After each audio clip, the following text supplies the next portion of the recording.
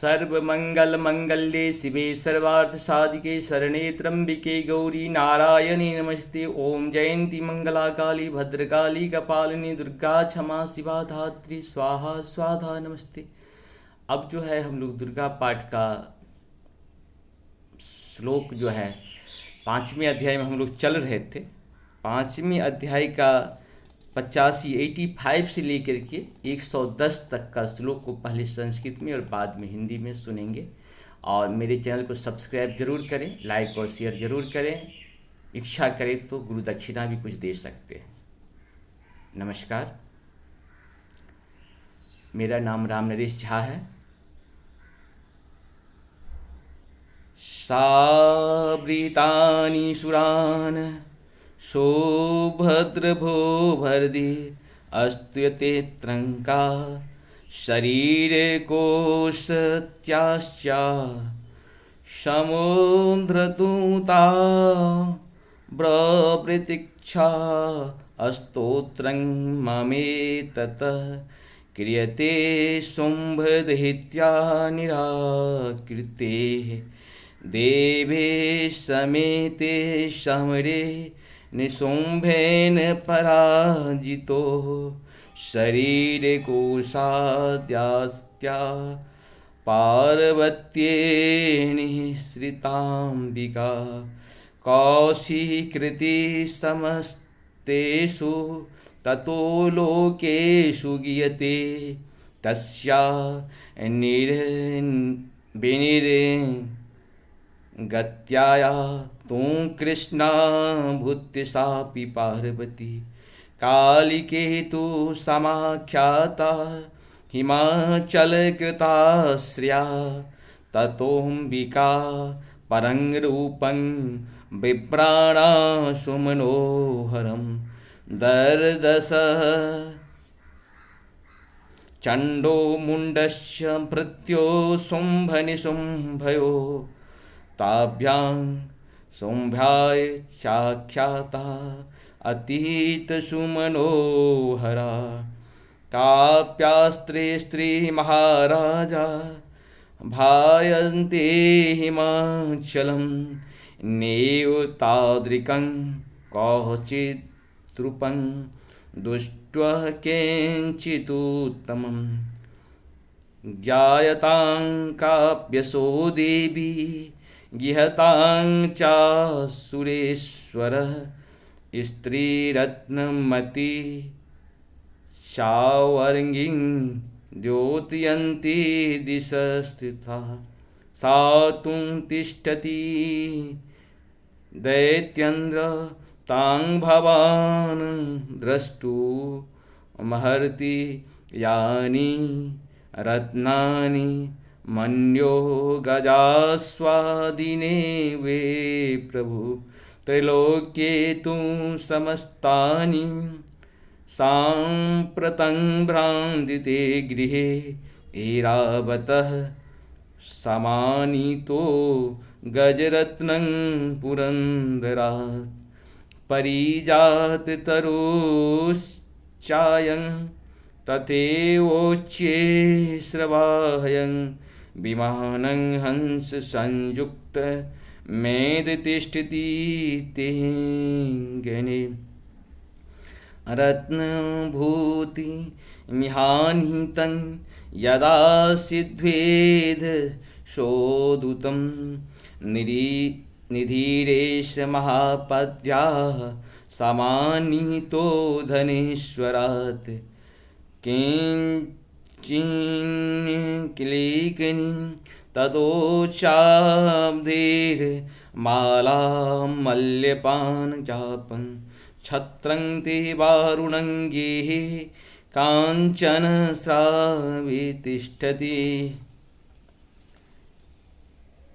तथायं श्वस्तवरो यः पुरासित्य प्रजापति मृत्योरुद्रनिन्दानां शक्तिरीशि त्वया पाशं शलीलराजस्य भ्रातुसत्यपरिग्रहे निशुम्भास्याचिं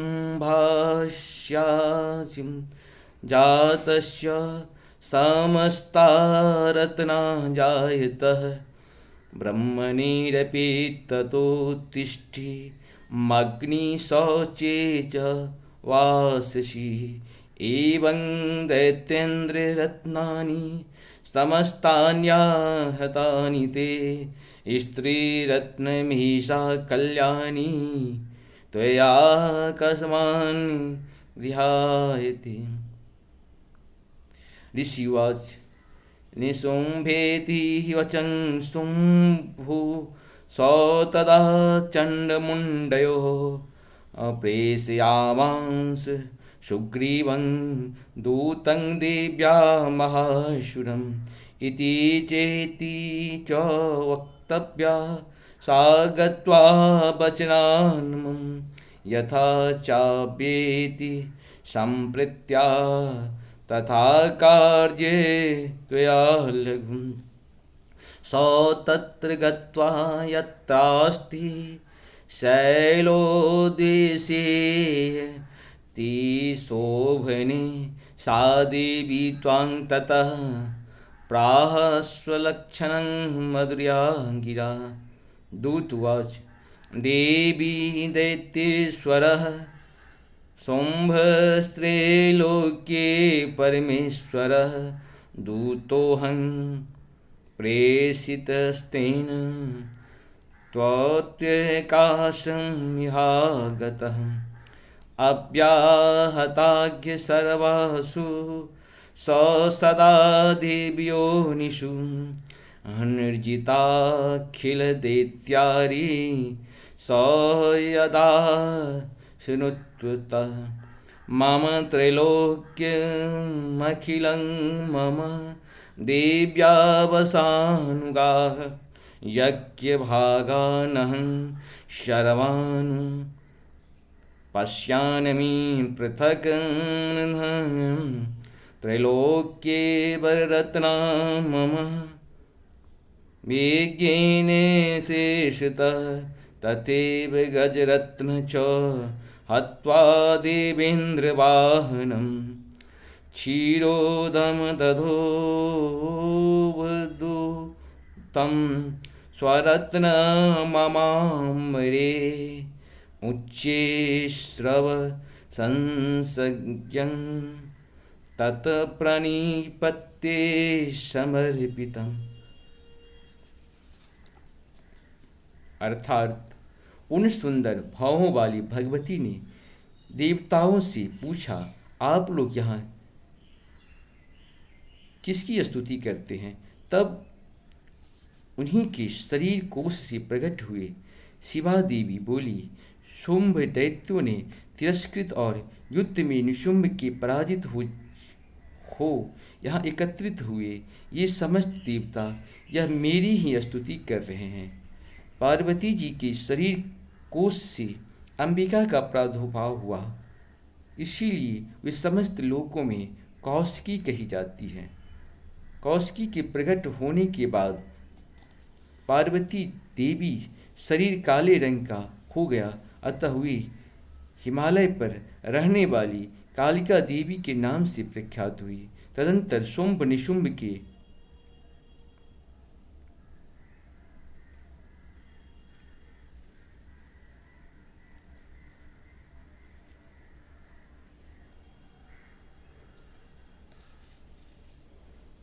वृत्त चंडी मुंडी वहां आए और उन्होंने परम मनोहर रूप धारण करने वाले अंबिका को देखा।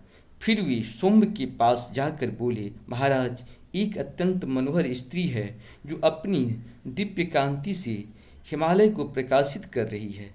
वैसा उत्तम रूप कहीं किसी ने भी नहीं देखा होगा। असुरेश्वर, पता लगाइए वह देवी कौन है और उसे ले लीजिए। स्त्रियों में तो वह रत्न है, उसका प्रत्येक अंग बहुत ही सुंदर है तथा वह अपने श्री अंगों की प्रभा से संपूर्ण दिशाओं में प्रकाश फैला रही है। दैत्यराज, अभी वह हिमालय पर ही मौजूद है, आप उसे देख सकते हैं। प्रभु, तीनों लोकों में मणि, हाथी और घोड़े आदि जितने भी रत्न हैं वे सब उस समय आपके घर में शोभा पाते हैं। हथियारों में भी रत्नभूत ऐरावत, हाथियों में भी रत्नभूत ऐरावत, यह परिजात का वृक्ष और यह उच्चैःश्रवा घोड़ा, यह सब आपने इंद्र से ले लिया है। हंसों से जूता हुआ यह विमान भी आपके आंगन में शोभा पाता है। यह रत्नभूत अद्भुत विमान जो पहले ब्रह्मा जी के पास था, अब आपके यहाँ लाया गया है। यह महापद्या नामक निधि आप कुबेर से छीन लाए हैं। समुद्र ने भी आपको किलिंकनी नाम की माला भेंट की है, जो केसरों से सुशोभित है और जिसके कमल कभी कुमलाते नहीं। स्वर्ण की वर्षा करने वाला वरुण का छत्र भी आपके घर में शोभा पाता है, तथा यह श्रेष्ठ रथ जो पहले प्रजापति के अधिकार में था, अब आपके पास मौजूद है। दैत्येश्वर मृत्यु की उत्क्रांतिदा नाम वाली शक्ति भी आपने छीन ली है, तथा वरुण का पास और समुद्र में होने वाले सब प्रकार के रत्न आपके भाई निशुंभ के अधिकार में है। अग्नि ने भी स्वतः शुद्ध किए हुए 2 वस्त्र आपकी सेवा में अर्पित किए हैं। दैत्यराज, इस प्रकार सभी रत्न आपने एकत्र कर लिए हैं। फिर जो यह स्त्रियों में रत्न रूपी कल्याणमयी देवी है, उसे आप क्यों नहीं अपने अधिकार में कर लेते। ऋषि कहते हैं, चंडमुंड यह वचन सुनकर शुंभ ने महादैत्य सुग्रीव को दूत बनाकर देवी के पास भेजा और कहा, तुम मेरी आज्ञा से उसके पास सामने ये बातें कहना और ऐसा उपाय करना जिससे प्रसन्न होकर वह शीघ्र ही यहाँ आ जाए। यह दूत पर्वत की अत्यंत रमणीय प्रदेश में जहाँ देवी मौजूद थी गया और मधुर वाणी से कोमल वचन बोला।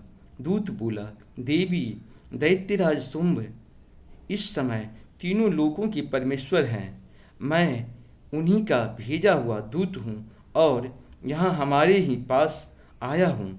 उनकी आज्ञा सदा सब देवता एक स्वर से मानते हैं, कोई उसका उल्लंघन नहीं कर सकता। वे संपूर्ण देवताओं को परास्त कर चुके हैं। उन्होंने तुम्हारे लिए जो संदेश दिया है उसे सुनो। संपूर्ण त्रैलोकों को मेरे अधिकार में है। देवता भी मेरी आज्ञा का अधीन चलते हैं। संपूर्ण यज्ञों के भागों को मैं ही पृथक पृथक भोगता हूँ। तीनों लोकों में जितने श्रेष्ठ रत्न हैं वे सब मेरे अधिकार में हैं। देवराज इंद्र का वाहन ऐरावत, जो हाथियों में रत्न के समान है, मैंने छीन लिया है। क्षीर सागर का मंथन करने से जो अश्वरत्न उच्चैःश्रवा प्रकट हुआ था, उसे देवताओं ने मेरे पैरों पर पड़कर समर्पित किया है। इस प्रकार से हम लोग 85 से लेकर के 110 तक हिंदी और संस्कृत सुने हैं। कोशिश करें कि इसको अपने भी सुने, क्योंकि अगर हम धर्म के साथ सत सनातन के साथ नहीं रहेगा तो कौन रहेगा। अपने सत सनातन के प्रचार प्रसार में सहयोग करें और अपने बच्चे को भी इसमें जोड़ें, क्योंकि जिस हिसाब से हमारे पूर्वज हम लोगों को सुरक्षित किए हैं, हमारे भी उत्तरदायित्व और जिम्मेदारी है कि हम आने वाले को सुरक्षित करें। और सुरक्षित तभी रहेंगे जब हम लोग अपने सत्य सनातन धर्म के साथ रहेंगे। नमस्कार।